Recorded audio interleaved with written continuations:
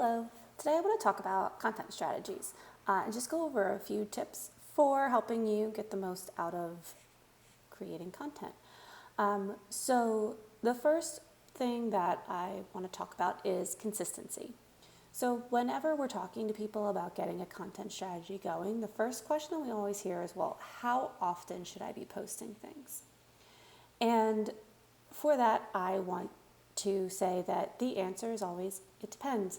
What does your bandwidth look like? What can you reasonably do with consistency? As human beings, we tend to look for patterns and we tend to feel comfort in them, even subconsciously. You might think, oh, I'm a very free, spontaneous person, but I can guarantee that even you find some measure of comfort in being able to expect what comes next. When it comes to connecting with clients, that consistency can be really key. If they know that every Thursday at noon you post a blog, they're more likely to be looking for it Thursday at noon or Thursday afternoon. Now, you don't have to be quite that consistent. It doesn't have to be the same exact time every day. As you can see me posting these videos, it really varies widely what time of day I post them. However, I am trying to do them every day. On that, when you do pick a time frame, if you find that it is more than you can handle, so you say that you want to do a video every day, which we do highly recommend doing, but let's say that you find that that's not happening, but you can do one every 3 days, then it's better to scale that back and not kind of burn out trying to get it done one per day. But once you find that rhythm, sticking with it. I prefer to start small and build up. It's easier to put out new content and kind of reveal that there's more to be had than to pull back. The second thing is momentum. So once you get started with something, it's easier to keep going even if it's not fully and exactly what you want than it is to stop and start again. So we do a D&D game that has kind of evolved over time, and now it's just general tabletop gaming every Friday. And every winter, we end up taking a long break for December, just because of the way schedules are and everything else. And it's always really hard to get going in January.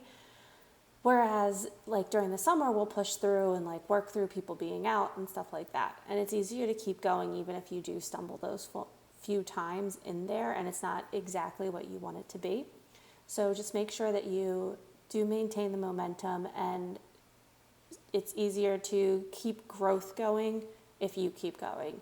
If you stop for a few weeks at a time, you will find that your readers or your viewers will fall off and it will take a long time to build it back up. You can think of it kind of the same as like strength training. If you are lifting weights every day, you're going to get stronger, you're going to keep that momentum going.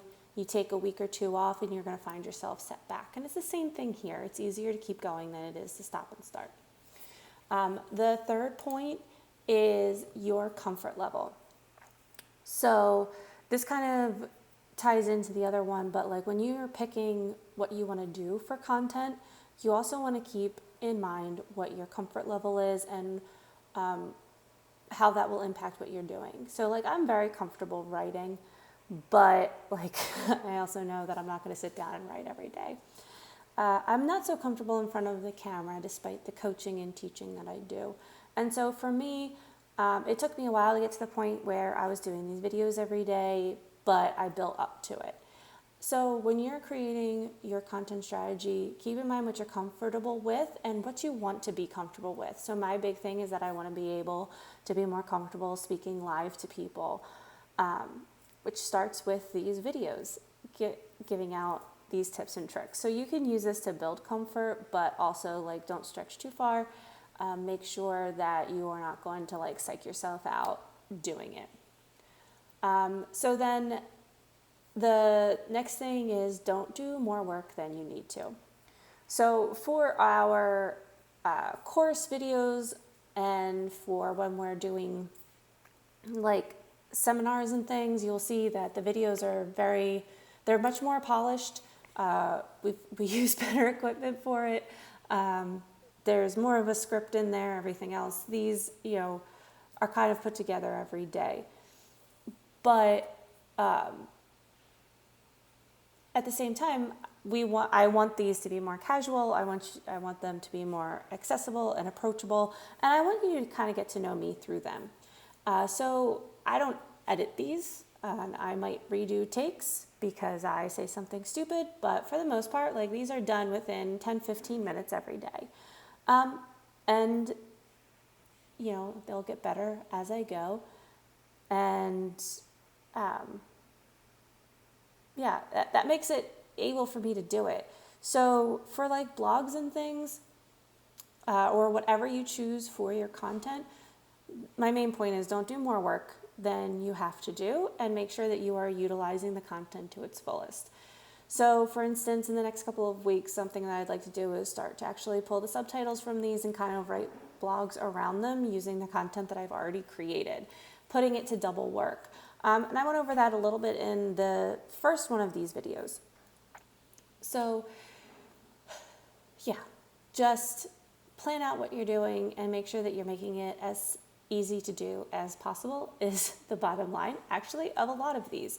So then the other question that we get asked is, how do I find what content to make? Listen to people. So referencing the Dungeons and Dragons thing earlier, my husband runs a business that is selling Dungeons and Dragon art and supplemental materials and things like that. And he is a client. I'm doing his marketing for him. I'm helping him out with that as much as I can. And I literally ask him what he would find helpful when I'm doing these videos. I talk to people I'm coaching and ask them what they would find helpful. I talk to our clients and like, what things like could you just use like a quick refresher on that I can do in a 10-minute video? And those questions make great content because that's what people are looking for, and it's what they're looking to you for. So there's a lot to be had content idea-wise if you are willing to listen to people. Which brings me to a book recommendation. You actually will hear me recommend this book in a lot of my courses about SEO. It's called They Ask You Answer by Sheridan. And it really just goes over how powerful content based around the questions people are asking are, because that's what people are searching. So when you're putting together content, people, let's say that you sell motorcycles and people are asking, well, what is the difference between this type and this type of motorcycle? That's a blog post. And people are always like, well, what if I'm giving away industry secrets? You shouldn't give away like what makes you special, what sets you apart. But so what if you give away a few industry-wide secrets that everybody does? The thing is you're doing two things. You're educating and qualifying your clients. So by removing the mystery, you're going to have a better level of client who knows what they want. And then also, like, if they don't like your answer and they don't come to you, it's probably someone you didn't want to work with.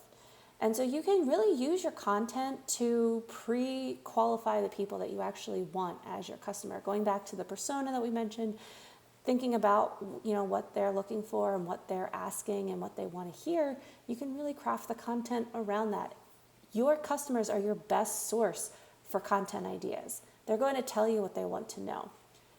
And if your salesperson has to spend a little less time on the phone with someone who's not going to purchase, it's actually a good thing for you. They can spend more time on the phone with somebody who is interested and who has knowledge, and all of those questions that they have to answer every day are already done. You're making less work. You're giving them warmer leads that way. So I do really suggest leaning on those questions that your clients and customers and potential users are asking. So all of that to say, whatever content you're doing, be consistent, make it as simple as possible so you can be consistent, and craft it around what questions people are looking for, as a kind of too long didn't read or too long didn't listen. Maybe I should put a timestamp for the too long didn't listen in. I don't know. I hope you found this helpful. Let me know if you have any questions either in the comments or by emailing me at aj@bitesizedigital.com. I always look forward to feedback, and I will see you tomorrow. Thanks. Bye.